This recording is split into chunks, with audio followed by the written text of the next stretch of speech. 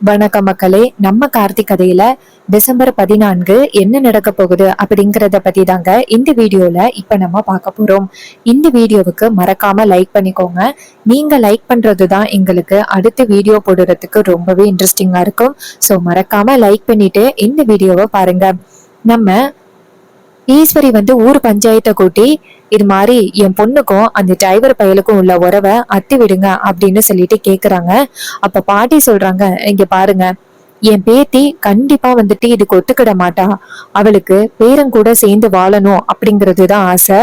இந்த ஈஸ்வரி சொல்றா அப்படிங்கறதுக்காக தயவு செஞ்சு வாழ விருப்பம் உள்ள 2 பேரை பிரிச்சிடாதீங்க அப்படின்னு சொன்னதும் உடனே ஊர் தலைவர் நேரா ஈஸ்வரிய பார்த்து, இங்க பாருங்க, உங்க பொண்ணுக்கு இதுல சம்மதமா அப்படின்னு கேட்க, அதுக்கு ஈஸ்வரி சொல்றாங்க, இங்க பாருங்க, என் பொண்ணுக்கு இதுல முழு சம்மதம். அவளுக்கு இந்த டிரைவர் பைய கூட சேர்ந்து வாழ்றதுக்கு விருப்பமே கிடையாது. நீங்க எல்லாரும் சேர்ந்து எனக்கு ஆதரவு கொடுங்க. என் பொண்ணுக்கும் இவனுக்கும் உள்ள உறவை அறுத்து விடுங்க, காசு வெட்டி போடுங்க அப்படின்னு சொன்னதும் நம்ம பாட்டி சொல்றாங்க, இல்லங்கய்யா, என் பேத்தி ஒத்துக்கிற வரைக்கும் இதுக்கு நான் ஒத்துக்க விட மாட்டேன். நீங்க என் பேத்திய வர சொல்லுங்க. அவளுக்கு என் பேரன் கூட சேர்ந்து வாழணும் அப்படிங்கறது ஆசை. இந்த ஈஸ்வரியோட பிடிவாதத்தினாலதான் அவளால என் வீட்டுக்கு வர முடியல. இல்லைன்னா என் பேத்தி எப்பவோ என் பேரன் கூட வாழ்றதுக்கு வந்திருப்பா. நீங்க இதுக்கு ஒரு முடிவு பண்ணுங்க. என் பேத்திய கூப்பிட்டு சொல்ல சொல்லுங்க. என் பேத்தி கண்டிப்பா பேரன் கூட வாழணும் அப்படின்னு தான் சொல்லுவா. அதோட என் பேத்திய என் வீட்டுக்கு அனுப்பி வச்சிருங்க அப்படின்னு சொன்னதும் ஈஸ்வரி சொல்றாங்க, ஏ கிழவி, என்ன உன் இஷ்டத்துக்கு பேசுற? என் பொண்ணுக்கு உன் வீட்டுக்கு வரணும் அப்படின்னு ஆசையா? இங்க பாரு, என் பொண்ணு அப்படியெல்லாம் கண்டிப்பா யோசிக்கவே மாட்டா. என் பொண்ணை பத்தி எனக்கு தெரியும். என் பொண்ணு ஏன் பேச்சதான் கேட்பா, ஞாபகத்துல வச்சுக்க அப்படின்னு அதுக்கு ஈஸ்வரி சொல்றாங்க. பரமேஸ்வரி சொல்றாங்க, இங்க பாரு, நீ வேணும்னா உன் பொண்ண கண்டதையும் சொல்லி கட்டுப்படுத்தி வச்சிருக்கலாம். ஆனா என் பேத்திக்கு அவ புருஷன் கூட வாழணும் அப்படிங்கறதுதான் ஆசை. என் பேத்தி எந்த அளவுக்கு என் பேர மேல பாசத்தோட இருக்கிறா அப்படின்னு எனக்கு நல்லாவே தெரியும். நீ தேவையில்லாம இப்படி எல்லாம் பேசாத அப்படின்னு சொன்னதும் அதுக்கு பாட்டி சொல்றாங்க, இங்க பாரு ஈஸ்வரி, நீ உன் பொண்ண எப்படி கண்ட்ரோல் பண்ணி வச்சிருக்க அப்படிங்கறது இங்க எல்லாருக்குமே நல்லாவே தெரியும். மரியாதையா உன் பொண்ணை இந்த இடத்துக்கு கூட்டிட்டு வந்து அவளுக்கு என்ன விருப்பமோ அத சொல்ல வையே. தேவையில்லாம இப்படி பேசி இங்க எல்லாருடைய மனசையும் மாத்தலாம் அப்படின்னு நினைக்காத. நீ நினைக்கிறது இங்க நடக்காது. ஊர் தலைவர்களை பார்த்து, ஐயா, நீங்க என் பேத்திய கூட்டிட்டு வர சொல்லுங்க. அவளுக்கு என் பேரன் கூட வாழணும் அப்படிங்கறதுதான் ஆசை.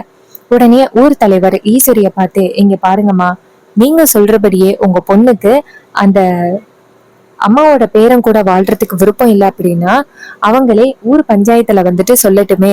நீங்க கூட்டிட்டு வாங்க. உங்க பொண்ணோட மனசுல என்ன இருக்கு அப்படிங்கறத அத்தனை பேருக்கு முன்னாடி தெரிஞ்சுக்கலாமே. ஈஸ்வரி சொல்றாங்க, இல்லையா, என் பொண்ணு இப்போதைக்கு கொஞ்சம் மன உளைச்சல்ல இருக்கா. அவளை இந்த மாதிரி இடத்துக்கெல்லாம் கூட்டிட்டு அவளை கஷ்டப்படுத்த முடியாது. உடனே ஊர் தலைவர் சொல்றாங்க, இங்க பாருங்கம்மா, அந்த பொண்ணுக்கு வாழ்வா அப்படிங்கிற ஒரு போராட்டம். நீங்க ஒழுங்கா அவங்கள கூட்டிட்டு வாங்க. அவங்க மனசுல என்ன இருக்கு அப்படிங்கிறத நம்ம எல்லாருமே சேர்ந்து தெரிஞ்சுக்கலாம். அவங்க ஸ்ட்ரைட்டாவே அந்த பேரன் கூட வாழ்றதுக்கு விருப்பம் இல்லை அப்படின்னா அத்தனை பேருக்கு முன்னாடி ஈஸ்வரி கேக்குறாங்க, என்னங்கய்யா, என் பொண்ணுக்கு எப்படி ஒரு வாழ்க்கை அமையணும் அப்படின்னு எனக்கு தெரியாதா? நீங்க எல்லாரும் சேர்ந்து எனக்கு அட்வைஸ் பண்றீங்களா? அப்ப அவங்க சொல்றாங்க, இங்க பாருங்கம்மா, உங்க பொண்ணு நல்லா இருக்கணும் அப்படிங்கறதுக்காக தான் நாங்களும் இப்படி சொல்றோம். உங்க பொண்ணோட வார்த்தை என்ன அப்படிங்கறத கேக்குறது எங்களோட கடமை. உங்க பொண்ணுக்கு 18 வயசுக்கு மேல ஆகிருச்சு. அதனால உங்க பொண்ணோட விருப்பம் என்ன அப்படிங்கறது நாங்க கண்டிப்பா கேட்டு தெரிஞ்சுக்கிட்டு தான் ஆகணும். அதை வச்சுதான் நாங்க என்ன முடிவு எடுக்கிறது அப்படிங்கறதையே பார்க்கலாம். ஒருவேளை பரமேஸ்வரி அம்மா சொல்ற மாதிரி உங்க பொண்ணுக்கு அந்த பையன் கூட சேர்ந்து வாழ்றதுக்கு ஆசை இருந்து நாங்க பிரிச்சு வச்சுட்டோம் அப்படின்னா அதுவே அவங்க எதிர்காலத்தை ரொம்ப பாதிக்கும். அதனாலதான் நாங்க சொல்றோம், நீங்க போயிட்டு உங்க பொண்ணை கூட்டிட்டு வாங்க. உங்க பொண்ணு என்ன சொல்றாங்க அப்படிங்கறத வச்சு முடிவு பண்ணலாம். இதை கேட்டதும் ஈஸ்வரி ரொம்பவே ஷாக் ஆகுறாங்க. அப்ப பரமேஸ்வரி சொல்றாங்க, பாத்தீங்களாயா, பாத்தீங்களா, என் பேத்திய கூட்டிட்டு வந்தா அவளுக்கு பேரன் கூட வாழ்றதுக்கு விருப்பம் இருக்குன்னு சொல்லிடுவா அப்படின்னு பயந்து இந்த ஈஸ்வரி இப்படி பயப்படுறா. ஈஸ்வரி சொல்றாங்க, ஏய், நான்லாம் யாருக்கும் பயப்படவே இல்லை. நான் என் பொண்ணை போய் கூட்டிட்டு வரேன் அப்படின்னு சொல்லிட்டு நேரா வீட்டுக்கு கிளம்புறாங்க. ஊரு தலைவர்களை பார்த்து பாட்டி சொல்றாங்க, ஐயா, என் பேத்தி வந்ததும் என் பேரன் கூட தான் வாழணும் அப்படின்னு சொல்லுவா. நீங்க எல்லாரும் சேர்ந்து எப்படியாவது என் பேத்தியை என் கூட அனுப்பி வச்சிருங்கய்யா, அது மட்டும் எனக்கு போதும். ஊர் தலைவர்கள் சொல்றாங்க. சரிங்கம்மா, அந்த பொண்ணு என்ன சொல்றாங்க அப்படிங்கறத பாத்துக்கிட்டு நாங்க கண்டிப்பா முடிவெடுக்கிறோம். இது கேட்டதும் ஈஸ்வரியும் சரிங்கய்யா அப்படின்னு சொல்றாங்க. ஈஸ்வரி நேரா வீட்டுக்கு போறாங்க. அங்க போயிட்டு ஏ ரேவதி கிளம்பு பஞ்சாயத்துக்கு அப்படின்னு சொல்ல, அப்போ ராஜா மயிலு எல்லாரும் அந்த இடத்துக்கு வராங்க. அப்ப ஹீரோயின் கேக்குறாங்க, எதுக்குமா என்ன பஞ்சாயத்துக்கு கூப்பிடுற? அதுக்கு ஈஸ்வரி சொல்றாங்க, இங்க பாரு, உனக்கும் அந்த டிரைவர் பயலுக்கும் இனிமே எந்த வித தொடர்பும் இல்ல அப்படின்னு சொல்லி ஊர் பஞ்சாயத்துல காசு வெட்டி போட போறேன். அதுக்குதான் உன்னை கூப்பிடுறேன். இதை கேட்டதும் நம்ம ஹீரோயின் ஷாக் ஆகி, அம்மா என்னம்மா சொல்றீங்க? இங்க பாருங்க, நீங்க அவசரப்பட்டு இப்படி ஒரு முடிவெல்லாம் எடுத்துக்கிட்டு இருக்கீங்க. என்ன சித்தி இந்த ஐடியாவை சொல்லி கொடுத்தாங்களா? இங்க பாருங்க, என்னதான் நீங்க காசு வெட்டி போட நினைச்சாலும் அவர் என் மனசுல இருக்காரு. நான் என்னைக்குமே அவரை மறக்கவே மாட்டேன். நீங்க பண்றது ரொம்பவே தப்புமா. நான் கண்டிப்பா இதுக்கு ஒத்துக்கிட மாட்டேன். அதுக்கு ஈஸ்வரி சொல்றாங்க, இங்க பாரு, சட்டப்படி விவாகரத்து ஏற்பாடு பண்ணணும் அப்படின்னா 4-5 நாளைக்கு மேல ரொம்பவே நாளாகும். அப்படியெல்லாம் நேரம் கடத்திக்கிட்டு இருக்க முடியாது. ஊர் பஞ்சாயத்துக்கு போனா கரெக்டா எனக்கு பதில் கிடைச்சிரும். அதனாலதான் நான் இப்ப ஊர் பஞ்சாயத்துக்கு போனேன். இப்ப நான் சொல்ற பேச்ச கேட்டு இப்ப நீ மட்டும் வரலன்னு வச்சுக்கேன், அவ்வளவுதான். ராஜா சொல்றாரு, ஈஸ்வரி என்ன ஈஸ்வரி இப்படி முடிவு பண்ற? அவசரப்பட்டு அவசரப்பட்டு இப்படி முடிவு பண்ற? இங்க பாரு, கொஞ்சம் பொறுமையா யோசிச்சு பாரு நம்ம பொண்ணோட வாழ்க்கைய. மாப்பிள்ளதான் அப்படி பண்ணாரு அப்படிங்கறதுக்கான ஆதாரம் எந்த வகையிலயுமே இல்ல. அப்படி இல்லாம நீ எப்படி இப்படி முடிவு பண்ணலாம்? இங்க பாரு, என்ன ஏது என்ன நடக்கிறது அப்படிங்கறத தெரிஞ்சுக்கிடலாம். அதுக்கப்புறம் நீ இப்படி முடிவு பண்ணு. இதை கேட்டதும் ஈஸ்வரி சொல்றாங்க, இங்க பாருங்க, என் பொண்ணுக்கு என்ன முடிவு எடுக்கணும் அப்படிங்கறது எனக்கு நல்லாவே தெரியும். நீங்க எல்லாரும் சேர்ந்து எனக்கு உபதேசம் பண்ணணும் அப்படின்னு அவசியம் இல்ல. வில்லி அந்த இடத்துல பாத்தியாக்கா, எல்லாரும் சேர்ந்து இப்ப கொஞ்சம் கொஞ்சமா உன்னை எதிர்க்க ஆரம்பிச்சுட்டாங்க. எல்லாருமே இப்ப அந்த டிரைவர் பயலோட பிடியில இருக்காங்க. அதனாலதான் எல்லாரும் சேர்ந்து இப்ப உன்னை எதிர்த்து பேச ஆரம்பிச்சுட்டாங்க. யாருக்குமே உன் மேல கொஞ்சம் கூட இப்ப மரியாதையே கிடையாது. பாத்தியா, இது எல்லாம் பார்க்கும் பொழுது ரொம்பவே கஷ்டமா இருக்கு அப்படின்னு. அதுக்கு ராஜா சொல்றாரு, ஏ சந்திரா, நீதான் ஈஸ்வரிய தூண்டி விட்டு இப்படியெல்லாம் வேடிக்கை பார்த்துக்கிட்டு இருக்க அப்படிங்கறது எனக்கு தெரியாதுன்னு நினைச்சுக்கிட்டு இருக்கியா? நீ பண்ற வேலைகள் எல்லாமே எனக்கு தெரியும். இங்க பாரு, நீ எப்படி உன் புருஷனோட வாழாம இந்த வீட்டுல இருக்கிறியோ அதே மாதிரி என் பொண்ணையும் ஆக்கிடலாம் அப்படின்னு நினைச்சு நீ பிளான் பண்ணிக்கிட்டு இருக்க. ஆனா நீ பிளான் பண்றதுக்கு நான் கண்டிப்பா இடம் கொடுக்க மாட்டேன். இங்க பாரு ஈஸ்வரி, உன் தங்கச்சி மாதிரியே அவளோட வாழ்க்கையும் இப்படி போகணும்னு நினைக்கிறியா? இங்க பாரு, உன் முடிவை மாத்திக்க. ஊர் பஞ்சாயத்துல போயிட்டு பஞ்சாயத்து கூட்டினத்துக்கு மன்னிப்பு கேட்டுட்டு வீட்டுக்கு வா அப்படின்னு. அப்ப வில்லி சொல்றாங்க, பாத்தியாக்கா, மாமா இப்போ உனக்கே அட்வைஸ் பண்ண ஆரம்பிச்சுட்டாரு. ஈஸ்வரி சொல்றாங்க, ஆமாண்டி, நானும் பாத்துக்கிட்டு தான் இருக்கேன். இதுக்கு முன்னாடி இவருக்கெல்லாம் பேச தெரியுமா அப்படின்னு நானே ஆச்சரியப்பட்டேன். இப்பதான் தெரியுது இவரு இப்படி எல்லாம் பேசுவாரு அப்படிங்கிறது. இப்பதாண்டி எனக்கு தெரியுது. அதுக்கு வில்லி சொல்றாங்க, ஆமாக்கா, எனக்கும் மாமா இப்படி எல்லாம் பேசுவாரு அப்படிங்கறதே எனக்கு இப்பதான் தெரியுது அப்படின்னு. அப்போ நம்ம ராஜா சொல்றாரு, இங்க பாரு, என் பொண்ணோட வாழ்க்கைக்காக நான் பேசிதானே ஆகணும் அப்படின்னு. அப்போ ஹீரோயின் சொல்றாங்க, அம்மா என்னம்மா, இப்ப எனக்கு அங்க வந்துதானே ஆகணும், நான் வரேன். அப்ப ராஜா கேக்குறாரு, இங்க பாருமா, நீ போன அப்படின்னா உன் அம்மா என்ன பண்ணுவா அப்படின்னு உனக்கு தெரியும், நீ போவாத. அப்ப ஹீரோயின் சொல்றாங்க, இல்லப்பா, கிட்ட ஒரு நிமிஷம் பேசணும், வாங்கல. ஈஸ்வரி கேக்குறாங்க, என்னடி பேச போற? ஹீரோயின் சொல்றாங்க, என்னம்மா, அப்பா கிட்ட பேசுறதுக்கு கூட உங்ககிட்ட நான் அனுமதி கேட்கணும் போல. அப்ப ஈஸ்வரி சொல்றாங்க, சரி சரி பேசிட்டு வா அப்படின்னு. அப்ப ஹீரோயின் நேரா மாடிக்கு போறாங்க.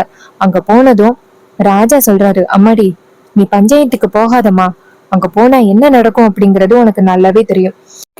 ஈஸ்வரி உனக்கும் மாப்பிள்ளைக்கும் உள்ள தொடர்பை துண்டிச்சு விடுறதுக்கு தான் ட்ரை பண்ணுவா. நீ தயவு செஞ்சு போவாதம்மா. நீ போன அப்படின்னா கண்டிப்பா அது ரொம்ப பெரிய பிரச்சனை ஆகிரும். நீ போவாத அப்படின்னு சொல்ல, அப்ப ஹீரோயின் சொல்றாங்க, அப்பா நான் போறேன்ப்பா. நான் போயிட்டு அங்க என் மனசுல என்ன இருக்கோ அதை சொல்றேன். ஊர் பஞ்சாயத்துக்கு முன்னாடி சொல்லிட்டா அம்மா கண்டிப்பா ஊர் பஞ்சாயத்துக்கு கட்டுப்பட்டுதான் ஆகணும். நான் போயிட்டு அவர் கூட தான் சேர்ந்து வாழ விருப்பம் இருக்கு அப்படின்னு அத்தனை பேருக்கு முன்னாடி சொல்லிடுறேன். நான் சொல்லிட்டா கண்டிப்பா அதுக்கடுத்து அம்மாவால எதுவுமே பேச முடியாது.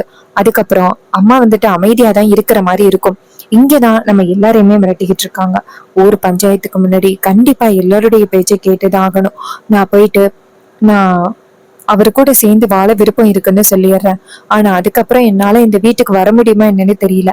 அதான் உங்ககிட்ட கடைசியா நின்னு பேசிடலான்னு நினைச்சேன். ராஜா சொல்றாரு, அம்மாடி நீ சரியான முடிவு எடுத்திருக்கம்மா. இங்க பாரு, அத்தனை பேருக்கு முன்னாடி போயிட்டு எனக்கு மாப்பிள்ளை கூட தான் சேர்ந்து வாழ விருப்பம் இருக்கு அப்படின்னு சொல்லிடு. நீ சொன்னதோட ஊர் பஞ்சாயத்துல உள்ளவங்க எல்லாருமே சேர்ந்து உன்னையும் நம்ம மாப்பிள்ளையும் ஒண்ணு சேர்த்து வச்சிருவாங்க. அதுக்கப்புறம் ஈஸ்வரியால கண்டிப்பா பிரிக்கவே முடியாது அப்படின்னு. இதை கேட்டதும் நம்ம ஹீரோயினும் சரிங்கப்பா அப்படின்னு சொல்லிட்டு காலில் விழுந்து ஆசீர்வாதம் வாங்கிக்கிறாங்க. அதுக்கப்புறமா நம்ம ஹீரோயின் வெளியில வராங்க. அப்போ ஈஸ்வரி கேக்குறாங்க, என்னடி உங்க அப்பா கிட்ட பேசிட்டியா? ஹீரோயின் சொல்றாங்க, பேசிட்டமா, சரி வா போகலாம் அப்படின்னு சொல்லிட்டு நேரா கிளம்புறாங்க. நேரா 2 பேருமே சேர்ந்து பஞ்சாயத்துக்கு கிளம்புறாங்க. அப்ப நம்ம ரோகிணி நேரா அவங்க அப்பாவை பார்த்து, அப்பா என்னப்பா இது, இப்படி முடிவெடுக்கிறாளே இவ, இப்ப என்ன பண்றது, அம்மா வேற ரொம்ப பிடிவாதத்துல இருக்காங்க. அதுக்கு அவரு சொல்றாரு, இங்க பாருமா, இது மாதிரி ரேவதி பஞ்சாயத்துல மாப்பிள்ளை கூட தான் சேர்ந்து வாழ விருப்பம் இருக்கு அப்படின்னு சொல்ல போறா. இதனால கண்டிப்பா ஈஸ்வரியால எதுவுமே சொல்ல முடியாது. ஒரு பஞ்சாயத்துல உள்ளவங்க 2 பேருமே ஒண்ணு சேர்த்து வச்சிருவாங்க. இதை கேட்டதும் ரோகிணிக்கு ரொம்ப சந்தோஷம். அப்பா சூப்பர்ப்பா, ரேவதி சரியான முடிவு தான் எடுத்திருக்கா, அத்தனை பேருக்கு முன்னாடி போய் சொல்லட்டும் அப்படின்னு சொல்றாங்க. அதுக்கப்புறம் நம்ம ஹீரோயின் நேரா பஞ்சாயத்துக்கு வராங்க. பாட்டி ஹீரோயினை பார்த்ததோட அம்மா ஐயா வாங்கம்மா அப்படின்னு சொல்றாங்க. அப்போ ஊர் தலைவர் நேரா ஈஸ்வரிய பார்த்து, அம்மா உங்க பொண்ணு வந்தாச்சா? ஈஸ்வரி சொல்றாங்க, என் பொண்ணு வந்துட்டா, அவ மனசுல என்ன இருக்கிறோ அத சொல்ல போறா, வாடி அப்படின்னு நிக்க வைக்கிறாங்க. ஊர் தலைவர் ரேவதிய பார்த்து, இங்க பாருங்கம்மா, உங்க அம்மா சொல்றாங்க உனக்கு அந்த தம்பி கூட சேர்ந்து வாழ்றதுக்கு விருப்பம் இல்லை அப்படின்னு, காசு வெட்டி போட்டுடலாமா? ஆனா உங்க பாட்டி என்ன சொன்னாங்கன்னா, உனக்கு அந்த பையன் கூட சேர்ந்து வாழ்றதுக்கு முழு விருப்பம் இருக்கு, ஆனா உங்க அம்மா சொல்றாங்க அப்படிங்கறதுக்காக தான் நீ பிரிஞ்சு இருக்க அப்படின்னு அவங்க சொல்றாங்க, உண்மையம்மா அப்படின்னு.